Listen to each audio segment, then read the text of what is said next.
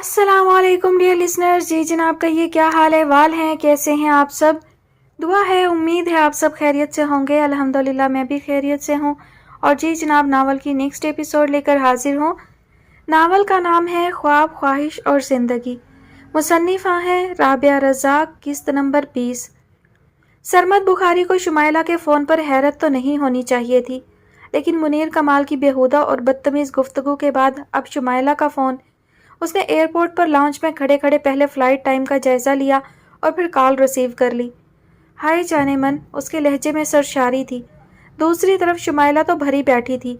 مر گئی تمہاری جانے من, تمہیں اپنی نئی نویلی کی ہی فکر ہے نا آج کل. کتنے دن ہو گئے ہیں نا مجھے یہاں آئے ہوئے, تم نے ایک بار بھی پلٹ کر خبر نہیں لی. اتنے بے حس کیوں ہو گئے ہو سرمد؟ اس کا لہجہ غصے کے بعد دل گرفتہ ہو چلا تھا. سرمد بخاری کو اس پر ترس آنے لگا. بیچاری عورت, جانے من میرے بغیر کبھی نہیں مرے گی. اس نے میرے ساتھ جینا ہے اور میرے ساتھ مرنا ہے. میں آ رہا ہوں تمہارے پاس, کیوں پریشان ہو؟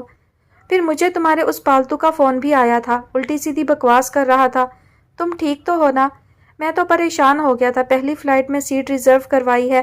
میں تھوڑی دیر میں تمہارے پاس ہوں گا ملکہ عالیہ. اسے شمائلہ کو شانت کرنے کا ہنر بخوبی آتا تھا اور وہ واقعی سرمد بخاری کی باتیں سن کر قدرے سکون سے ہو گئی تھی. لیکن اپنی نادانی میں چہرے, گردن اور بازوؤں پر جو ناخنوں کے نشان ڈال دیے تھے اب ان پر پشیمان تھی. سرمد کے سامنے یہ حالت ایسا حلیہ کتنا ناراض ہوگا. وہ آئینے کے سامنے آ کر کھڑی ہوئی تو اسے اپنا چہرہ کسی عمر رسیدہ عورت کا چہرہ لگا, جو عمر بھر دھول مٹی سے اٹے رہنے کے بعد مٹیالے رنگ کا ہو جاتا ہے اور آنکھیں زرد تھکن سے بے حال.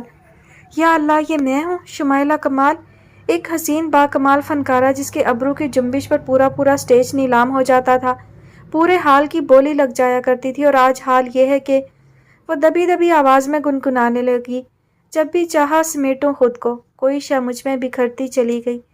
پہلے تو آسماں سر پر نہ رہا, پھر میرے پاؤں سے دھرتی چلی گئی.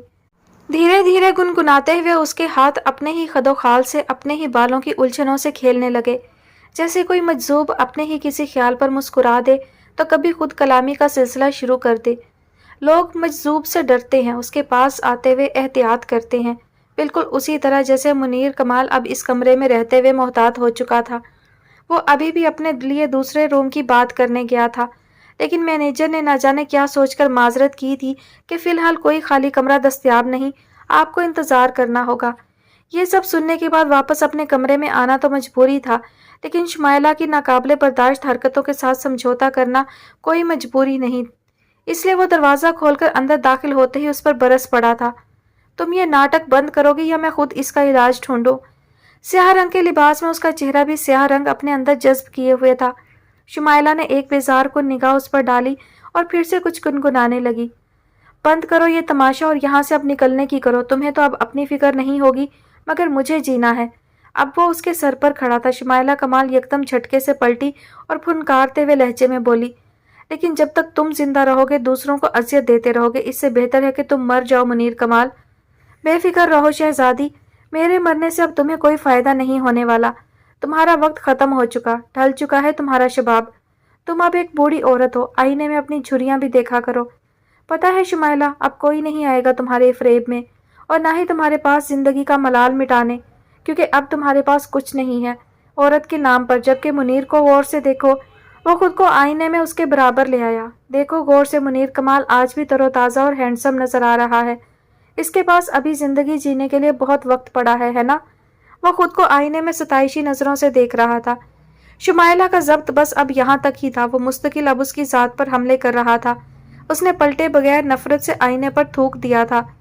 یہ دیکھو منیر, یہ ہے تمہارا اصل چہرہ اور یہ ہے اس کی اوقات. تمہیں میری جھریاں ڈھونڈنے کے بجائے اپنے مردہ چہرے کی سیاہی سے نفرت کرنی چاہیے. اس کی آنکھوں میں نفرت کی لہریں امڈ آئیں. منیر کمال کو آئینے میں اپنے عکس پر شمائلہ کمال کی دکھائی ہوئی اوقات نظر آ رہی تھی. اسے واقعی خود سے گھن سی محسوس ہوئی. وہ پلٹا اور ایک زوردار ہاتھ شمائلہ کے چہرے پر رسید کر دیا. سالی کتیا, مجھے اپنی اوقات دکھاتی ہے.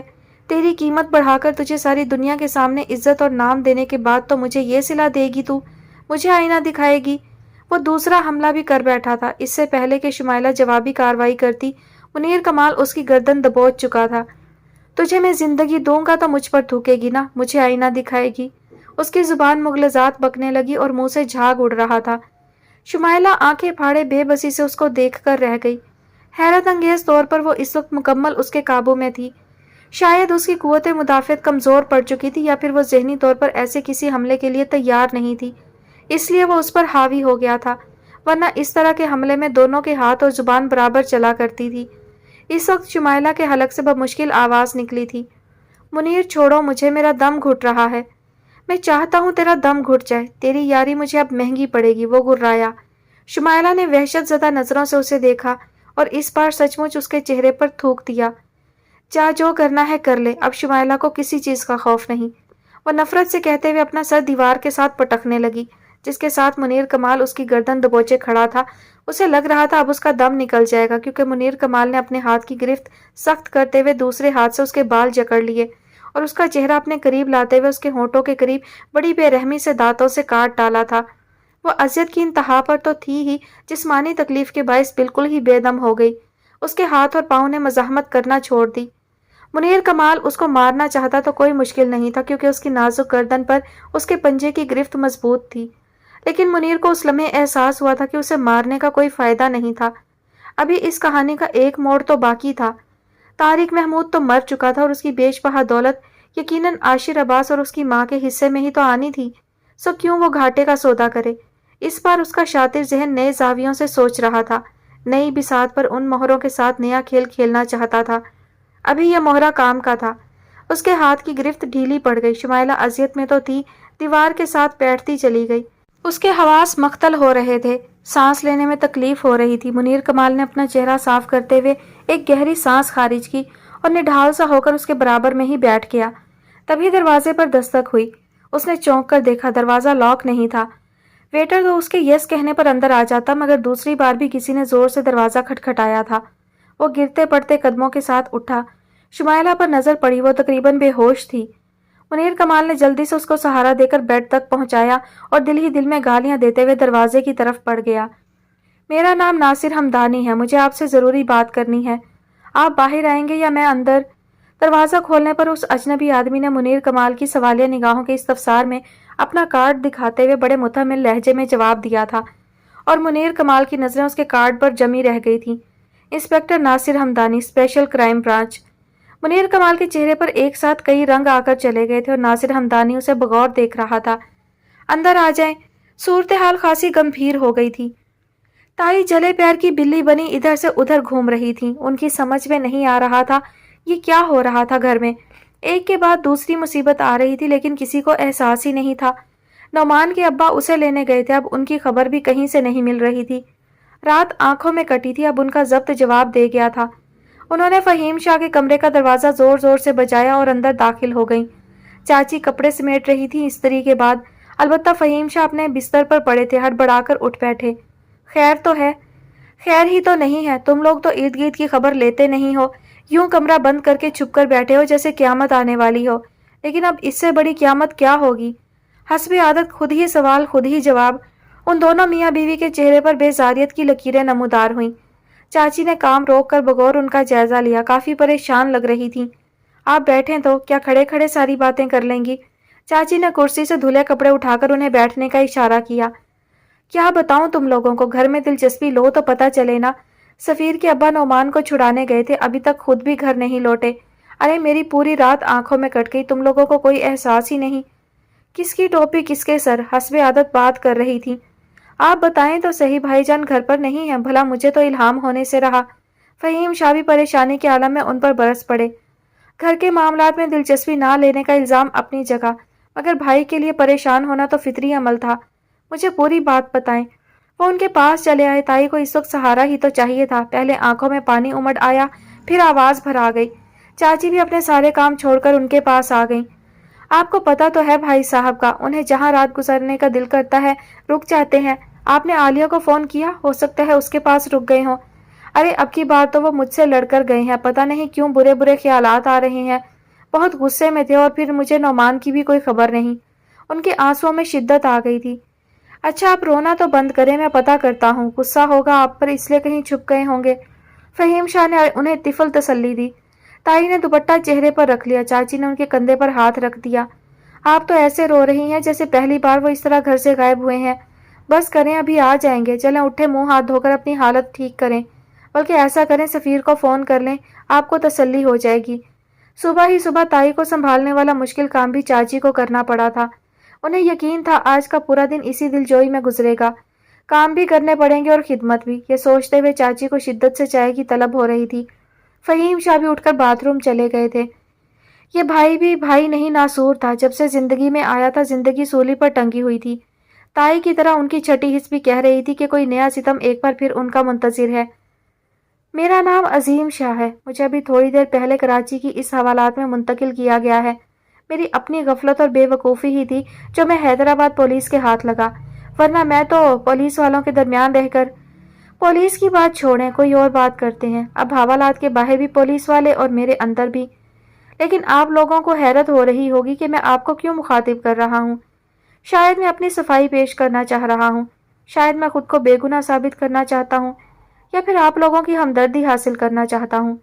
لیکن سچ بتاؤں، ان میں سے کوئی بات نہیں ہے۔ مجھے اپنی بے گناہی ثابت کرنی ہی نہیں ہے، کیونکہ میں بے گناہ ہو ہی نہیں سکتا۔ میں ایک گناہ کے صلے میں اس دنیا میں آیا تھا، اس لیے میرا ضمیر بھی مجھے نہیں جھنجھوڑتا، اس نے بھی ہار مان لی ہے۔ میری بات پر حیران ہونے کی ضرورت نہیں۔ اب آپ لوگ سوچ رہے ہوں گے کس کے گناہ کا پھل ہوں میں تو میں سچ بتاؤں، میں اپنے ماں باپ کے گناہ کی بدترین شکل ہوں۔ دیکھیں، آپ کو میری باتوں پر زیادہ پریشان ہونے کی ضرورت نہیں۔ جب میں آپ کو اپنی کہانی شروع سے سناؤں گا اور اپنے دل کی ساری باتیں بتاؤں گا تو آپ کی بھی الجھن دور ہو جائے گی اور میرے دل پر رکھا بوجھ بھی کم ہونا شروع ہو جائے گا۔ ایک عمر گزر گئی، زندگی اپنے آخری سفر کی طرف گامزن ہے۔ میں نے کبھی کسی سے اپنے دل کی بات نہیں کی۔ میں نے اپنے بارے میں سب کی قیاس آرائیاں ضرور سنی، لیکن میں نے خود پر کوئی قیاس آرائی نہیں کی، ورنہ میں وہ کردار ہوں جو سب سے زیادہ اپنی ذات کی ہمدردی کا مستحق ہے۔ یہ سچ ہے، جس طرح آپ لکودک صحرا میں پھولوں کی آبیاری نہیں کر سکتے، اسی طرح آپ میرے جیسے شخص سے خیر کی امید نہیں کر سکتے۔ آپ نے اب تک میری زندگی کا وہ رخ دیکھا جو میں نے دکھایا۔ آپ کو پتہ ہی نہیں کہ میں اندر سے کون ہوں، اور میں نے زندگی کے مسکراتے چہرے پر کتنی بار خون کے چھینٹے ڈالے ہیں۔ جی ہاں، کسی کے خون کے نہیں، اپنے خون کے۔ آپ کو میری یہ بے ربط کہانی سمجھ میں نہیں آ رہی ہوگی۔ میں چاہتا ہوں کہ آپ کو شروع سے پوری بات بتاؤں اور پھر فیصلہ کروں کہ مجھے اب کیا کرنا ہے۔ جی بالکل، میں اپنی زندگی کے سارے فیصلے خود کرتا آیا ہوں۔ اپنی موت کا فیصلہ کرنا پڑا تو وہ بھی خود ہی کروں گا، کسی کو بھی زحمت نہیں دوں گا۔ ارے آپ تو مجھے شیطان سمجھنے لگے یا کوئی دہریہ؟ نہیں، ایسی کوئی بات نہیں۔ میں 5 وقت کا نمازی ہوں، میری آنکھ عین وقت فجر کھل جاتی ہے، کیونکہ میں نے سنا ہے کہ وہ بھی وقت فجر ہی تھا جب میں اس دنیا میں آیا تھا۔ لیکن میری بدقسمتی کہ میرے قبیلے میں کوئی میرے کانوں میں اذان دینے والا نہیں تھا، اور میرا باپ، شاید اس کے نزدیک ان باتوں کی کوئی اہمیت نہیں تھی۔ اہمیت تو اب اس بات کی بھی بالکل نہیں رہی کہ کون مجھ سے ملنے آ رہا ہے، کس کو میری پرواہ ہے، اور کون یہ سب دیکھنے اور سننے کے بعد مجھ پر ہنسے گا، مجھے مجرم کہے گا، لعنت ملامت کرے گا۔ لیکن پولیس والے کا اصرار ہے کہ صاحب کے کمرے میں کوئی ملاقات میرا انتظار کر رہی ہے، سو جب تک یہاں پر ہوں تب تک ان در و دیوار کے ناز نخرے تو اٹھانے پڑیں گے۔ اس لیے پہلے ملاقات سے ملاقات کراؤں، پھر آپ سے بات کرتا ہوں۔ آپ لوگ صفحہ مت پلٹیے گا، میری کہانی انوکھی بھی ہے اور دلچسپ بھی، اس میں عبرت بھی ہے اور رنگینی بھی۔ شاید زندگی کی کہانی ایسی ہوتی ہے، خواب اور خواہش کے دائروں سے بنتی بگڑتی زندگی۔ صاحب کے کمرے میں میری ملاقات، مگر اتنی جلدی کس کو خبر ہو گئی جو میری خبر گیری لینے آ گیا؟ یہ ذرا اچنبھے والی بات تھی۔ میں سر جھکائے صاحب کے کمرے کی طرف چل دیا جو حوالات کی راہداری عبور کر کے ذرا آگے والی لائن میں تھا۔ سنتری بادشاہ میرے ساتھ تھے اور میرے ہاتھ میں سیاہ زنگ آلود ہتھکڑی۔ پتہ نہیں یہ زنجیر کتنے لوگوں کا مقدر بنی تھی، اور آج اپنا مقدر میں نے جان بوجھ کر اس کے حوالے کر دیا تھا۔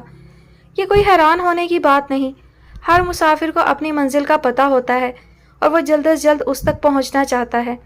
میں نے طویل عرصہ اس سفر کی صعوبتیں جھیلی تھیں اور اب تھک گیا تھا، اس لیے سستانے کے لیے اس مانوس سی دنیا میں چلا آیا تھا۔ میری سوچوں کا تسلسل اس وقت ٹوٹا جب صاحب کے کمرے کے دروازے پر پہنچ کر مجھے رک جانے کو کہا گیا۔ صبر، بڑی جلدی ہے تیرے اندر۔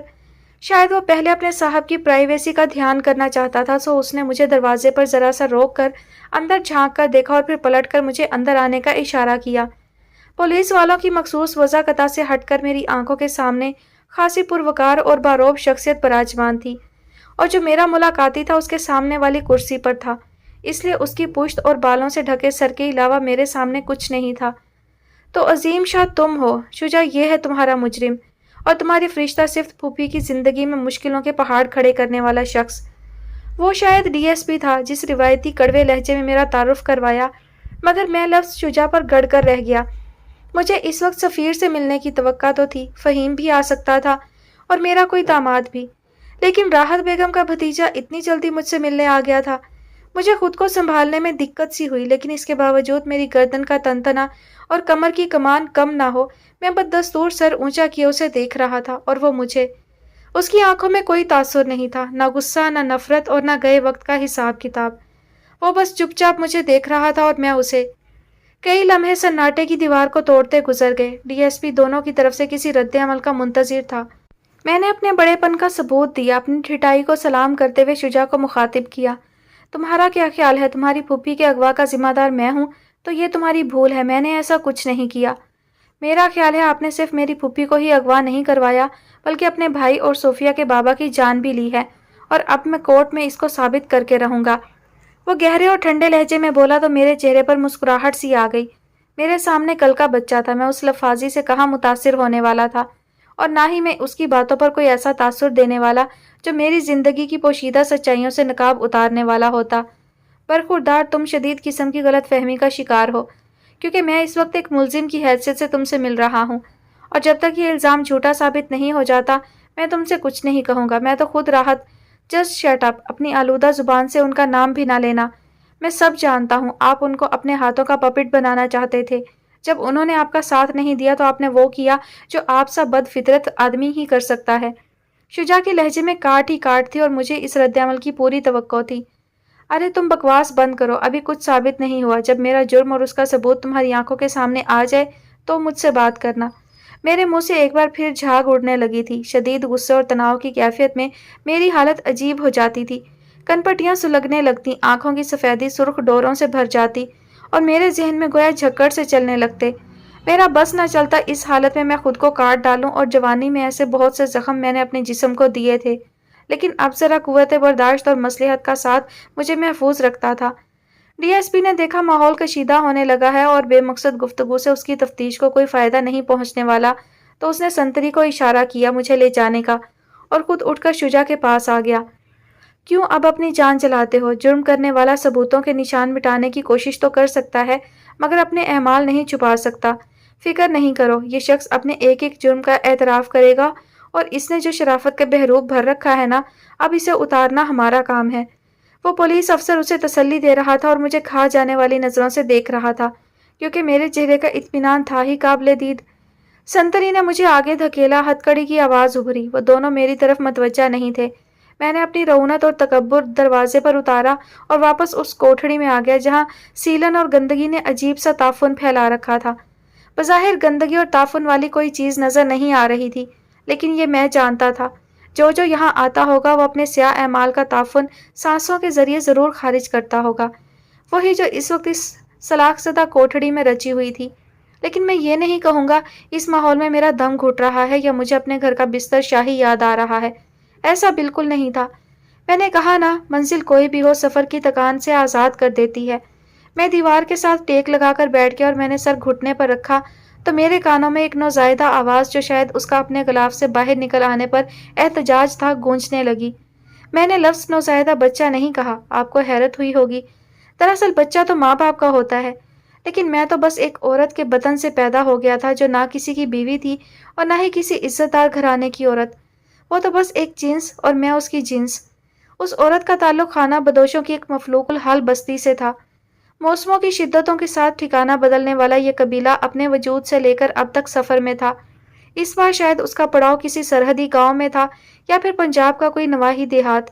مجھے ٹھیک طور سے اپنی پیدائش کا مقام یاد نہیں اور نہ ہی کسی نے بتایا۔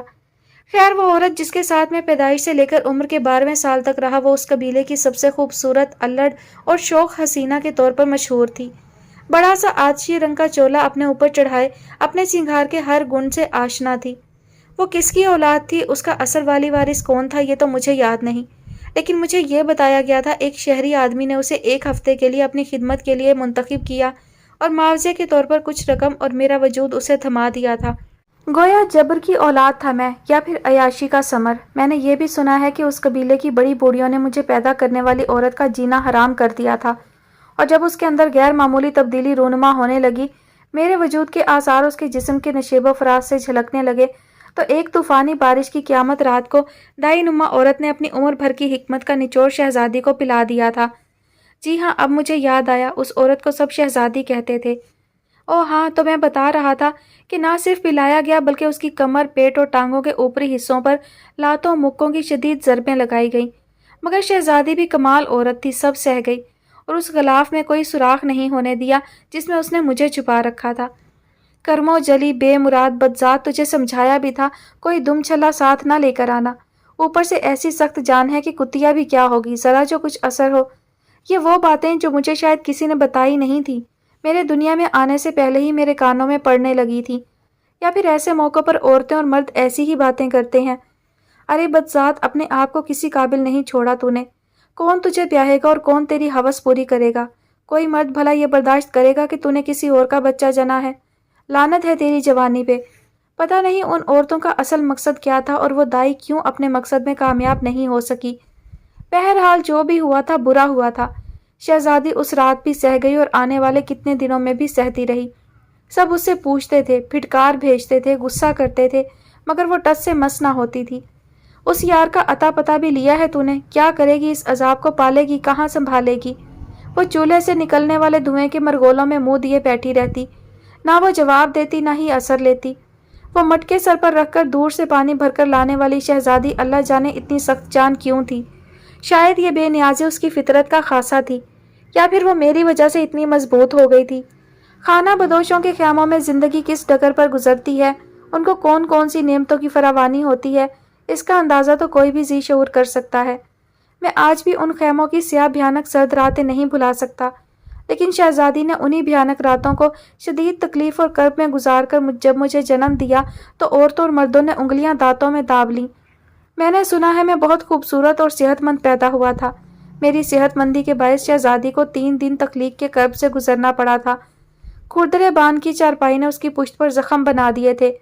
دائی نما عورت نے اس کی ڈھٹائی اور ہٹ دھرمی پر تانے دے دے کر اس کی آزمائش کو مشکل تر بنا دیا تھا، مگر وہ واقعی ڈھٹائی کی اعلیٰ مثال تھی۔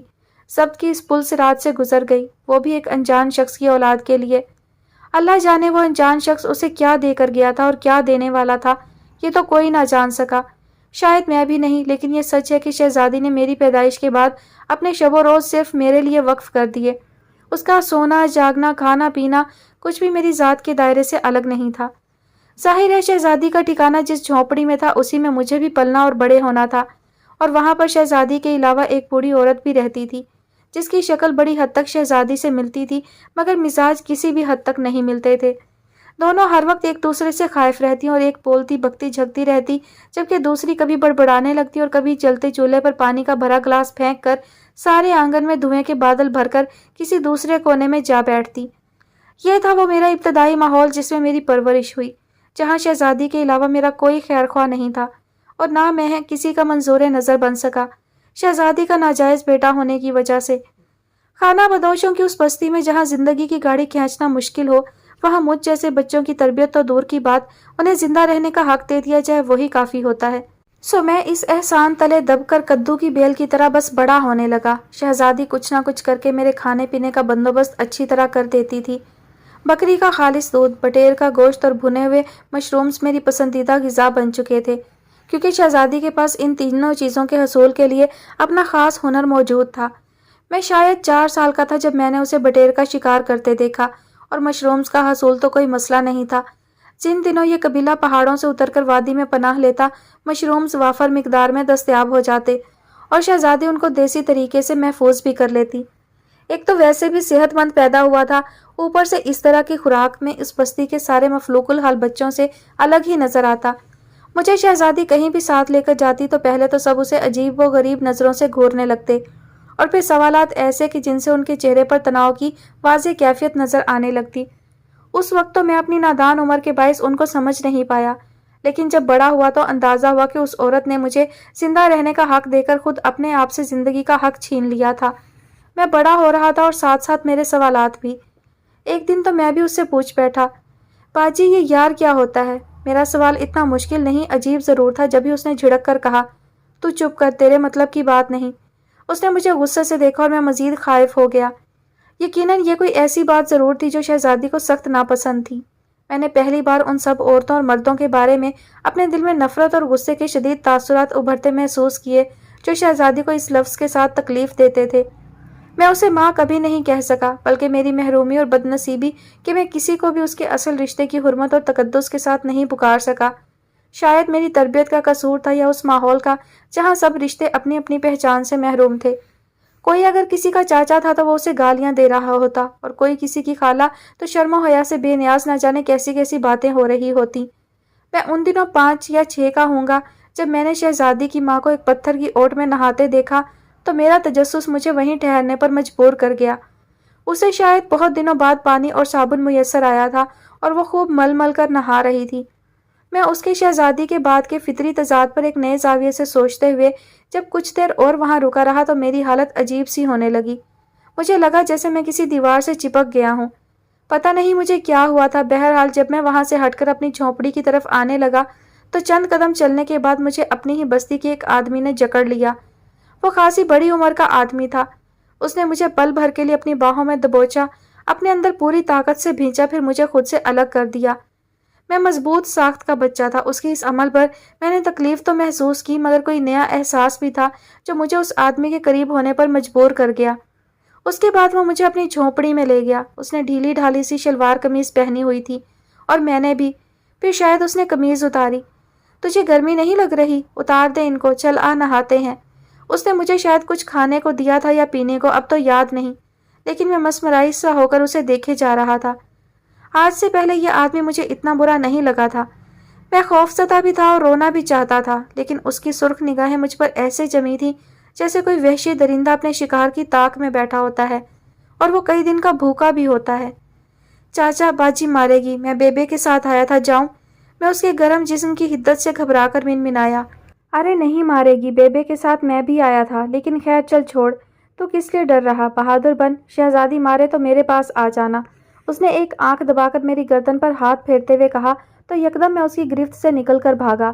نہ مجھے اس وقت رونا آ رہا تھا اور نہ ہی غصہ، میں بس بھاگنا چاہتا تھا کیونکہ مجھے اندازہ ہو گیا تھا وہ بغیر قمیض کا آدمی اس وقت مجھے پکڑنے کے لیے جھونپڑی سے باہر نہیں نکلے گا۔ پہلے تو میرا دل چاہا میں جا کر سب کچھ شہزادی کو بتا دوں اور اسے کہوں کہ تجھے جو آدمی گندا لگتا ہے وہ مجھے بھی بہت گندا لگتا ہے، لیکن پھر کوئی الجھن تھی جو سلجھ نہ سکی اور میں خاموش ہو گیا۔ اس رات میں جب کھلے آسمان تلے شہزادی کے ساتھ چارپائی پر لیٹا تو مجھے نیند نہیں آئی۔ میں جیسے ہی آنکھیں بند کرتا بیبے کا صابن ملنا، کبھی اس کے بدبودار جسم کی گرفت سے نکل بھاگنا آنکھوں کے پردے پر لہرانے لگتا اور سارے منظر گڈمڈ ہونے لگتے۔ میں آپ کو سچ بتا رہا ہوں، میں بہت بڑا نہیں تھا اس وقت، لیکن میرا شعور بہت تیزی سے بڑا ہونے لگا تھا۔ اس کے بعد ایک دن پھر وہ گندا آدمی مجھے اپنے ساتھ لے گیا اور اس بار تو اس نے شہزادی سے اجازت بھی لی تھی۔ او شہزادی، بھیج دے اپنے لونڈے کو میرے ساتھ، میلہ لگا ہے پاس والے گاؤں میں، ذرا گھوم پھر کر آ جائے گا بیچارہ۔ وہ شاید ہمیشہ ہی ایک آنکھ دبا کر بات کرتا تھا۔ شہزادی نے ذرا خائف نظروں سے اسے دیکھا۔ غصہ کیوں کرتی ہے؟ تو بھی چلنا، پوچھ لے اپنے ابے اور بیبے سے، چوڑیاں دلاؤں گا تجھے، تیرے دونوں ہاتھ خالی ہیں۔ چل بکواس نہ کر، شکل دیکھی ہے اپنی، چوڑیاں پہنوں گی وہ بھی میں تجھ سے لے کر، چل جا، میرا سر نہ کھا۔ شہزادی نے جھاڑو پٹک کر اپنے مخصوص کرخت انداز سے کہا تو وہ کہا لگا کر ہنس پڑا۔ تیری یہ شان تو مجھے مات دیتی ہے، ساری بستی تجھے گالیاں دے پر تیرے غرور میں کمی نہ آئی۔ واہ رے شہزادی، تو واقعی کسی بادشاہ کی اولاد ہے۔ وہ اسے حریص نظروں سے دیکھ رہا تھا اور میرا دل چاہ رہا تھا میں ان نظروں کے بیچ دیوار بن جاؤں۔ تو میرے قصیدے نہ پڑھ، مجھے کام کرنے دے۔ وہ تیز تیز دھول اڑانے لگی۔ تیرے قصیدے نہ پڑھوں تو کس کے پڑھوں؟ سالوں سے تیرے قصیدے پڑھ رہا ہوں، تیرا نام سن کر جیتا مرتا ہوں۔ یہ تو ہے کہ ناک پر مکھی نہیں بیٹھنے دیتی۔ اس کی نظریں بس شہزادی کو اوپر سے نیچے تک دیکھ رہی تھی۔ وہ کبھی جھک کر تو کبھی بیٹھ کر کچا صحن جھاڑو سے صاف کر رہی تھی اور اس آدمی کی آنکھیں اس کے ساتھ اوپر تو کبھی نیچے ہو رہی تھی۔ تو میرا دماغ کھاتا رہے گا یا جائے گا بھی؟ وہ غصے سے بولی تو اس کی صحت پر کوئی فرق نہیں پڑا۔ اچھا غصہ نہ کر، اپنے ببلو کو بھیج دے، گھوم پھر کر آ جائے گا۔ سوچ نہ، اس کا باپ ہوتا تو تیری زندگی میں اتنی مشکل نہ ہوتی، تجھے ہی اس کے سارے کام کرنے پڑتے ہیں نا۔ میلہ تو بچوں کا ہی ہوتا ہے نا، مجھے بڑا خیال آتا ہے تیرے اس لونڈے کا، چل جانے دینا۔ وہ اب مجھے دیکھ رہا تھا میٹھی میٹھی نظروں سے۔ کوئی پیغام بھی تھا ان نظروں میں جو مجھے اکسا رہا تھا کہ تم بھی بولو۔ اس لمحے مجھے اس کی بات تو سمجھ نہیں آئی، لیکن میلے کا تصور میرا شوق بڑھا رہا تھا۔ کچھ دن پہلے ہی تو میں شہزادی کے ساتھ ایک میلے میں گیا تھا۔ تب میں نے ایک نئی دنیا دریافت کی تھی، ایک نئے سیارے کی سیر کی تھی میں نے۔ وہ رنگوں کی دنیا تھی، خوشیاں ہی خوشیاں تھی اس میں سب صاف ستھرے اچھے لگ رہے تھے، کوئی میلا گندا نہیں تھا، کسی سے بدبو نہیں آ رہی تھی، کوئی ایک دوسرے پر برس نہیں رہا تھا، نہ ہی گالیاں دے رہا تھا۔ وہ کوئی اور ہی دنیا تھی، اس لیے مجھے اس دنیا کی رنگینی اس میلے گندے آدمی کے ساتھ جانے پر اکسا رہی تھی۔ آج وہ بھی صاف کپڑوں میں تھا اور پھر ہماری بستی کا تو تھا، میں اس سے خوفزدہ کیوں ہوتا؟ میلے میں تو بہت سارے لوگ ہوتے ہیں نا، پھر کس بات کا خوف؟ جانا ہے تجھے؟ شہزادی نے براہ راست مجھ سے پوچھا۔ میں نے سر جھکا کر جانے کی حامی بھری تو شہزادی نے جھاڑو ایک طرف ڈال کر ہاتھ دھوئے اور پھر وہی گیلے ہاتھ منہ پر پھیر دیے اور میرا منہ بھی صاف ہو گیا۔ شہزادی، اولاد تیری شہزادے سے کم نہیں، خوب ہاتھ مارا تھا تو نے بھی، مگر قسمت۔ مجھے اس کی باتیں آج تک یاد ہیں۔ شاید میری یادداشت اچھی تھی یا پھر میں یہ سب کچھ کبھی نہیں بھولنا چاہتا تھا۔ بہرحال اس کی بات پر شہزادی کی آنکھیں سرخ سی ہو گئی تھیں اور اس کے چہرے پر ہمیشہ والے تاثرات تھے، سخت اور سپاٹ۔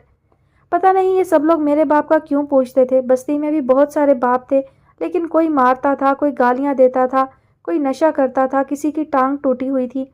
میں سوچتا تھا شاید میرا باپ ہوتا تو اس کی آنکھیں نہ ہوتی، اس کے بازو نہ ہوتے، وہ مجھے مارتا، شہزادی کو گالیاں دیتا، غصے میں آ کر مٹکا توڑ دیتا، پھر ہم دونوں رویا کرتے چپکے چپکے۔ اس سے تو اچھا تھا ہمارے ساتھ کوئی باپ نہیں تھا۔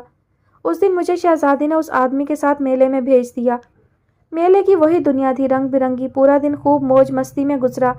میرے جیسے بہت سارے بچے تھے، کچھ میری عمر کے، کچھ مجھ سے زیادہ۔ میری دوستی تو کسی سے نہ ہوئی، البتہ ایک وقت ایسا آیا کہ میں نے شدت جذبات سے مغلوب ہو کر اس آدمی کو پکارا، چاچا تو بہت اچھا ہے۔ اچھا سچ کہہ رہا ہے؟ وہ مجھے جھولے پر بٹھا کر پیار سے بولا۔ چل ٹھیک ہے، کل بھی ادھر ہی مزہ کریں گے، میں تجھے سرکس دکھاؤں گا، وہاں بہت کچھ ہوتا ہے۔ وہ اپنی مخصوص انداز میں آنکھ دبا کر بولا۔ اب تو وہ مجھے دنیا کا سب سے اچھا آدمی لگ رہا تھا، سو اس کی یہ حرکت مجھے بری نہیں لگی، میں بھی مسکرا دیا۔ میں جھولے جھولتا رہا، کھاتا پیتا رہا۔ شام کو واپس شہزادی کے پاس جانے کا مجھے خیال بھی نہیں رہا، کیونکہ اگلے دن پھر مجھے اس رنگ برنگی دنیا میں آنا تھا۔ چاچا بشیر کے بہت سارے دوست تھے یہاں پر۔ رات کو وہ مجھے ان کی بیٹھک پر لے گیا، میری پسند کا گوشت اور روٹی کھلانے کے بعد اس نے مجھے دودھ پتی چائے پلائی۔ وہ تینوں چاروں دوست بڑے خوشپاش لوگ تھے، ایک مذاق کرتا سب اونچا کہکہا لگاتے۔ پھر بشیر چاچا مجھے اپنی چارپائی پر لے آیا، اس نے قمیض اتار دی۔ ذرا میرے کندھے تو دبا دے، وہ ایک بھرپور انگڑائی لے کر بولا۔ اس کے دوست سگریٹ پی رہے تھے، کیونکہ سب ایک دوسرے کو غور غور سے دیکھ رہے تھے اور کہہ رہے تھے، شیدے نے تو اس بار دل لوٹ لیا، بڑی خالص چیز بھیجی ہے۔ جس دوست کی یہ بیٹھک تھی اس کو سب سے مزہ آ رہا تھا۔ میں نے چاچا بشیر کے کندھے دبانا شروع کر دیے۔ کل تو وہ مجھے گندا لگتا تھا، میرا دشمن تھا جس کی آنکھیں مجھے خوف میں مبتلا کر دیتی، لیکن آج وہ میرا محسن تھا، اس نے مجھے میری زندگی کا سب سے خوبصورت دن دیا تھا، تو کیا اس کے بدلے میں اس کی اتنی خدمت نہیں کر سکتا؟ ٹانگیں تو میں ابے کی بھی دباتا تھا جو مارتا رہتا تھا۔ میں شاید اس وقت 7 سال کا ہوں گا یا 8 کا، لیکن میرے ہاتھ خوب مضبوط تھے، جس کا اقرار چاچا نے کیا تو میرا چہرہ کھل اٹھا۔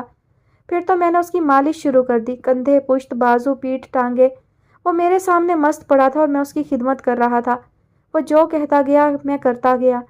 رات کی تاریکی میں جب سارے نفوس سو رہے تھے تو اس بیٹھک میں لالٹین کی مدھم پیلی روشنی میں صرف انسان کا نفس جاگ رہا تھا، اور وہ بھی ان سارے انسانوں کا۔ مجھے صرف اتنا یاد ہے کہ سب کی خدمت کے بعد میں جب تھک ہار کر گرا تو میرا سر ایک بار پھر چاچا بشیر کے زانوں پر تھا اور وہ اب میرا سر سہلا رہا تھا۔ اس رات جو میری زندگی کی پہلی خوفناک رات تھی، میں نے آدمی کی زندگی کا ایک نیا اور تکلیف دہ روپ دیکھا، لیکن اس وقت میں اس روپ کو طاقت کی علامت سمجھا۔ میرے شعور نے کہا کہ شاید یہ سب اسی طرح ہوتا آیا ہے اور اسی طرح ہوتا ہوگا جیسے آج رات ہوا۔ جو میں نے کیا، جو میرے ساتھ ہوا، وہ فطرت آدمی ہے۔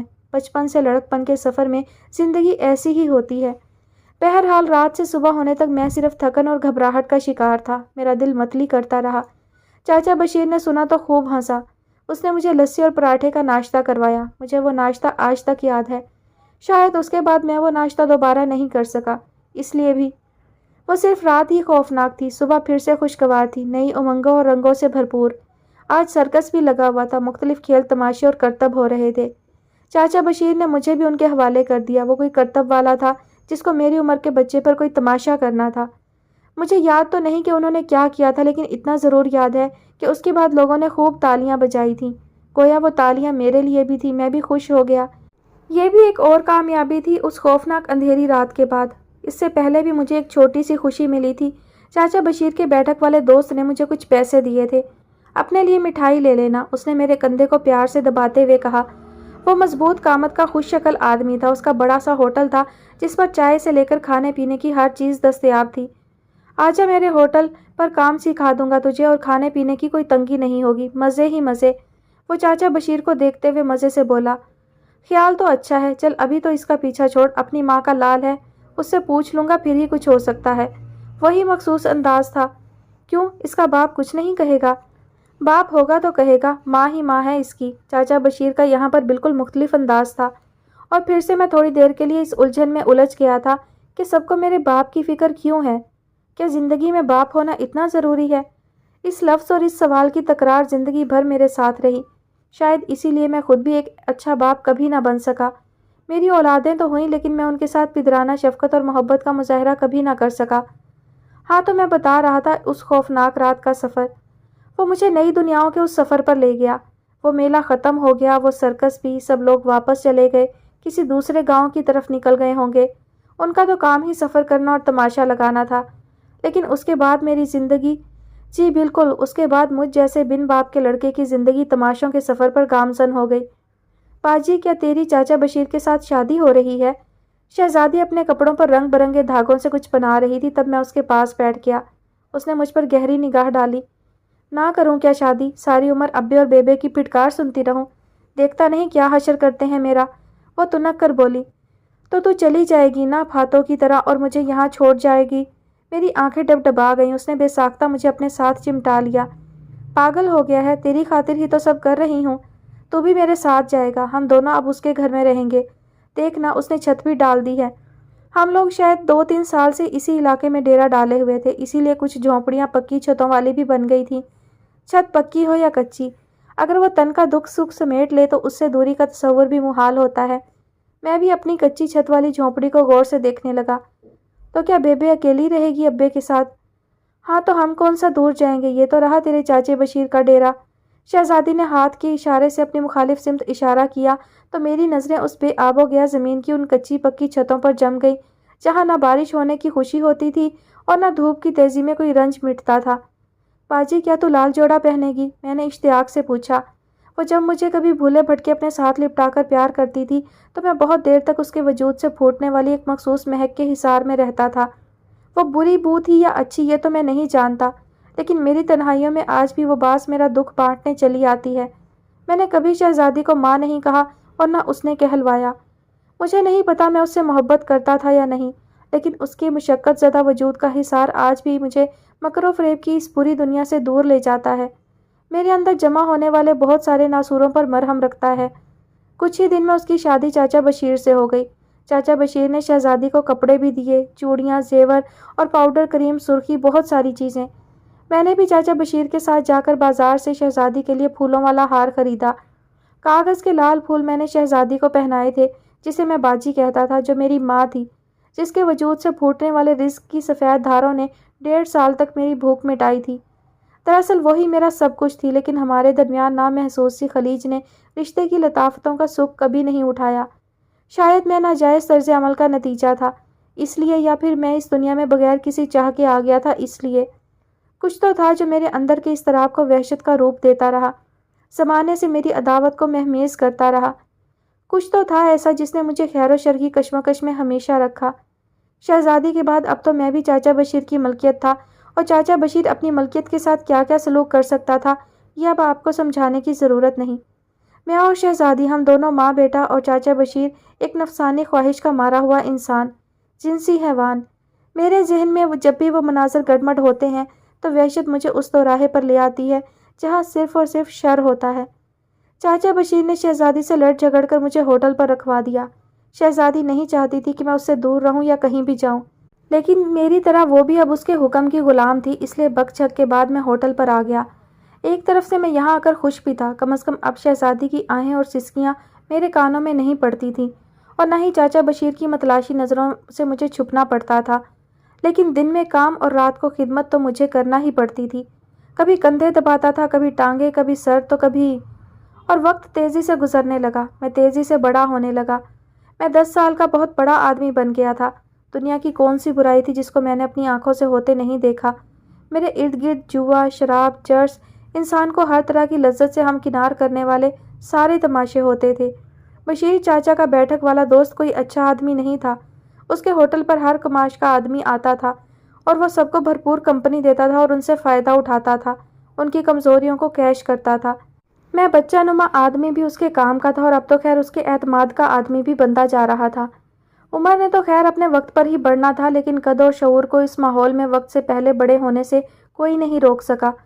شہزادی دوبارہ ماں بن گئی۔ در حقیقت تو وہ پہلی بار ماں بنی تھی۔ سب نے اس بار اس کی خدمت بھی کی، خیال بھی رکھا۔ چاچا بھی خوش تھا کیونکہ وہ بیٹے کا باپ بن گیا تھا۔ میں بھی اس کے بیٹے سے ملنے گیا۔ شہزادی نے مجھے گلے لگا کر بہت پیار کیا۔ شاید اس بار میں بہت دنوں بعد گیا تھا یا پھر اس کی سوئی ممتا جاگ گئی تھی۔ میں نے بغور اس نئے وجود کو دیکھا، تب وہ مسکرا کر بولی تھی، تو بھی ایسا ہی تھا، ایسا لگتا ہے کل کی بات۔ دیکھ کتنا بڑا ہو گیا ہے تو کہ میرے ہاتھوں سے نکل گیا۔ تو خوش تو ہے نا؟ کوئی تنگی تو نہیں دیتا وہ ہوٹل والا؟ وہ فطری فکر کے ساتھ بولی۔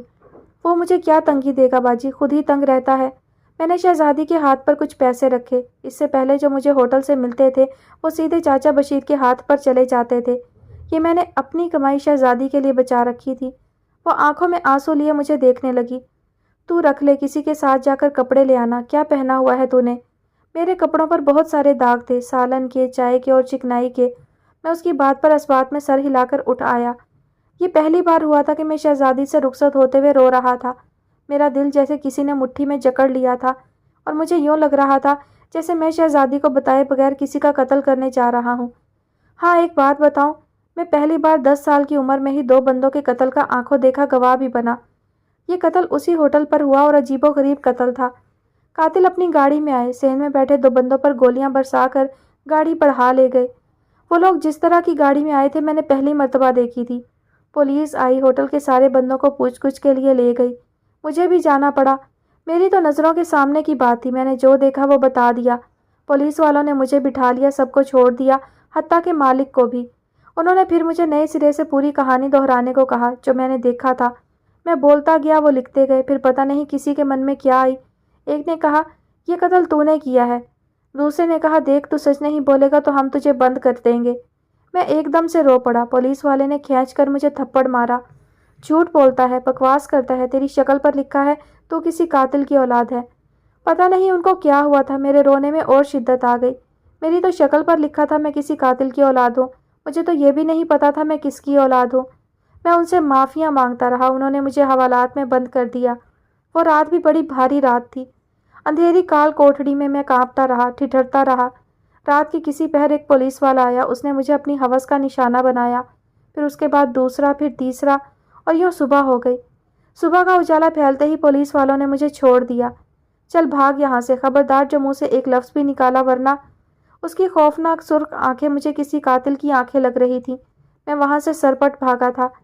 تھانہ میرے ہوٹل سے زیادہ دور تو نہیں تھا۔ مجھے تو حیرت بھی ہوئی تھی کہ اچانک ہی میری بے گناہی کیسے ثابت ہو گئی۔ خیر میں اس جہنم سے نکل آیا۔ بھاری رات گزارنے کے بعد میرے لیے یہی کافی تھا۔ اب آپ سوچیں جو 11 سال کی عمر میں حوالات میں ایک بدترین رات گزار آیا ہو، کیا اس کے بعد وہ کسی قید سے خوفزدہ ہو سکتا ہے؟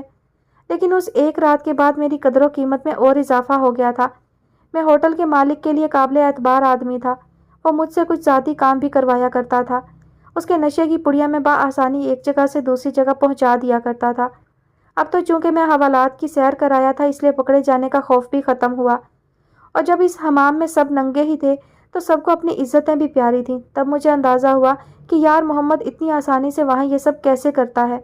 میری زندگی کا ہر گزرتا دن میرے تجربوں میں اضافہ کر رہا تھا۔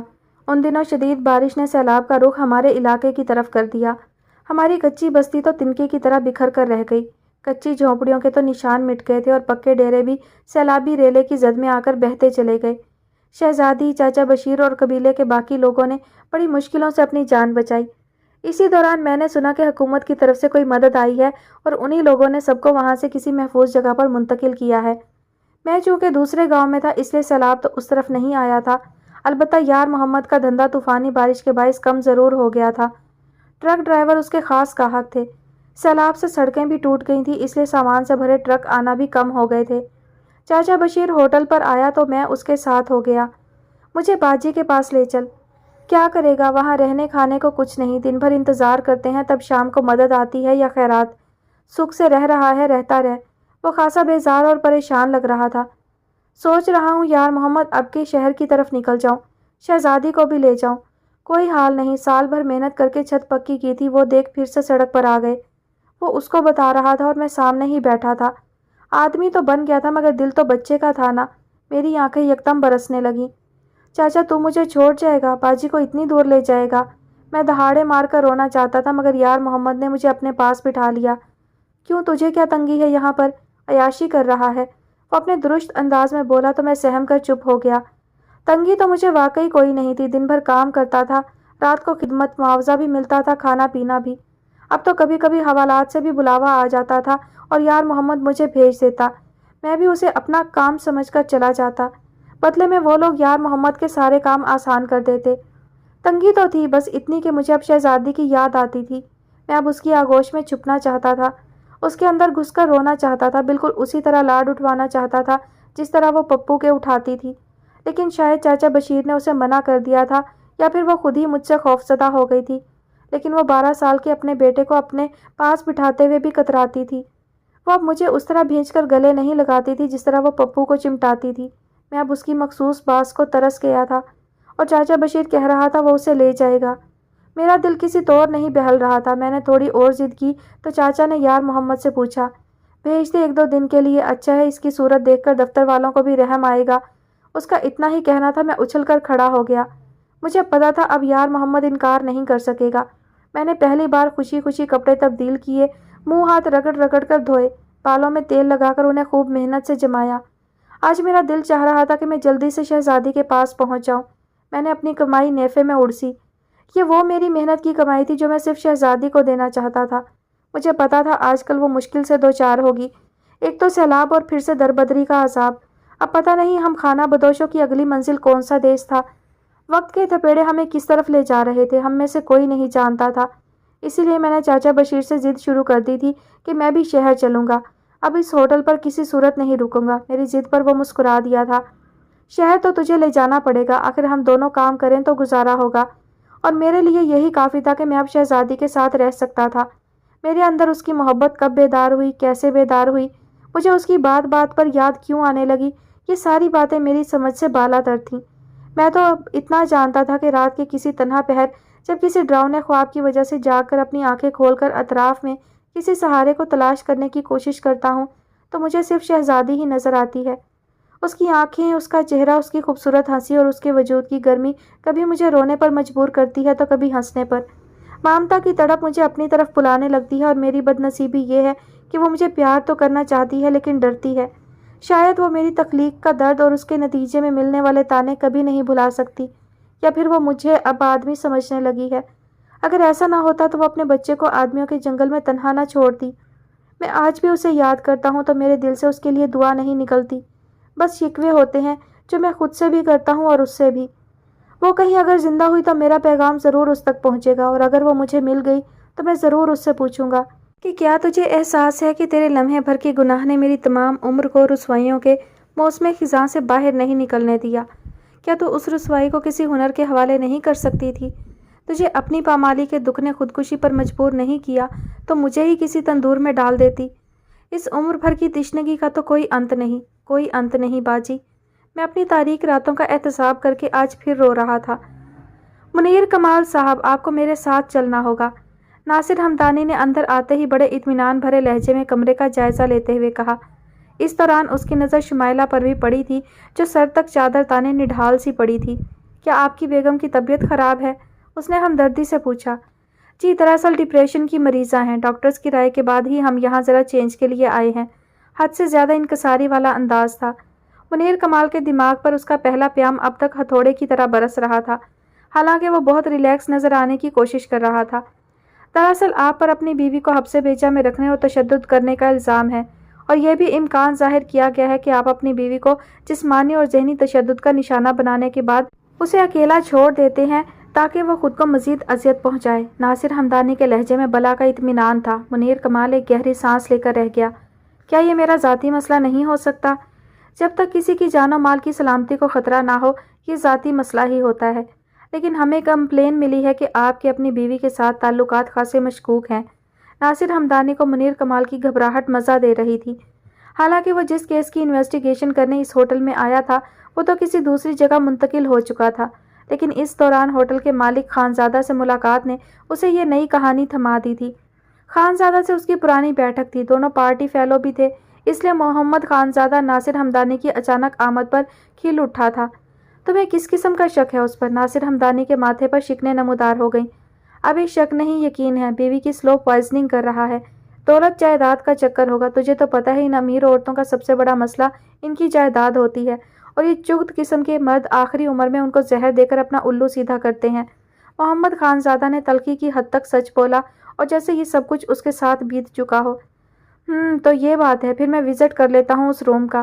فی الحال تو میرا انٹروڈکشن ہی کافی ہوگا، پھر تم نظر رکھنا، ایسا نہ ہو کہ میرے وزٹ کے بعد وہ بوریا بستر باندھ کر غائب ہونے کی سوچیں۔ اور اب ناصر ہمدانی منیر کمال کے سامنے کھڑا سوچ رہا تھا کہ یہ تو اس کے ہوتے ہوئے غائب ہونے کی سوچ رہا ہے، لیکن نہ جانے کیوں اسے یہ صورت اور نام شناسا سے لگ رہے تھے۔ وہ اسے باتوں میں الجھا رہا تھا اور شمائلہ کے چہرے سے مکمل چادر ہٹنے کا منتظر۔ کیا میں مسز شمائلہ سے مل سکتا ہوں؟ بات کرنا چاہتا ہوں میں ان سے۔ لہجے میں خود بخود سختی آ گئی تھی۔ آپ بالکل ان سے بات کر سکتے ہیں، لیکن اس وقت وہ گہری نیند میں ہیں، میڈیسن لی ہوئی ہیں، ڈاکٹرز بھی یہی کہتے ہیں انہیں مکمل آرام کرنے دیا جائے۔ اس کے لہجے سے بلا کی محبت ٹپک رہی تھی۔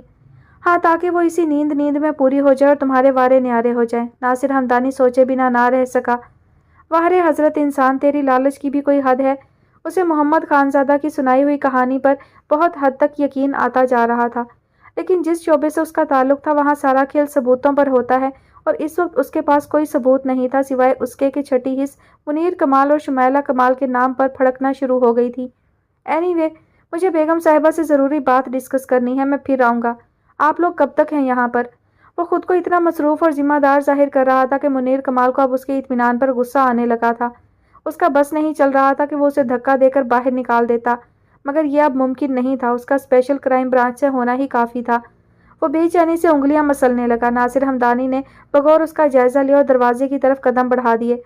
امید ہے ہوٹل انتظامیہ کو اب آپ دونوں سے کوئی شکایت نہیں ہوگی، وہ وارننگ دینے والے انداز میں کہتے ہوئے دروازے سے باہر نکل گیا۔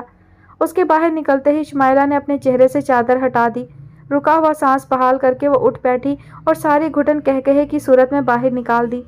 اس کا وحشیانہ قہقہا دروازے کی درزوں سے باہر بھی نکلا تھا۔ ناصر ہمدانی کی رگ پھر پھڑکی، مگر وہ اب کچھ سوالوں کے جواب لیے بغیر پلٹنا نہیں چاہتا تھا۔ اسے یقین ہو گیا اس کمرے کے اندر کوئی بہت بڑا ڈرامہ ہو رہا تھا۔ ادھر شمائلہ منیر کمال کی گھبراہٹ میں محظوظ ہو رہی تھی۔ ویسے تو بڑے ترم خان بنتے ہو اور اس کے سامنے کیسے ہاتھ باندھ کر کھڑے تھے؟ وہ اسے ذلیل کرنے کا کوئی موقع کب ہاتھ سے جانے دینا چاہتی تھی؟ تو کیا کرتا، اسے دھکے دے کر باہر نکال دیتا؟ تجھے منع کرتا ہوں، موبلائزنگ ذرا کم کر دے، مگر نہیں، کبھی تمہیں بیٹے کی یاد تڑپا رہی ہوتی اور کبھی اس کے باپ کی۔ بس ختم کرو اب یہ ڈرامے اور واپس چلو۔ آج کل کے حالات تم جانتی ہو۔ اور اب ناصر ہمدانی کتے کا کام کی ایک بات نہیں کی، ادھر ادھر کی ہانک کر چلا گیا۔ سب جانتا ہوں ان کی چالاکیاں، خاص تربیت ہوتی ہے ان کی اداکاری کی۔ وہ چہرے کے خد و خال بگاڑ کر بات کر رہا تھا۔ اس کی ساری باتوں میں سے شمائلہ کو صرف ایک بات یاد رہ گئی تھی۔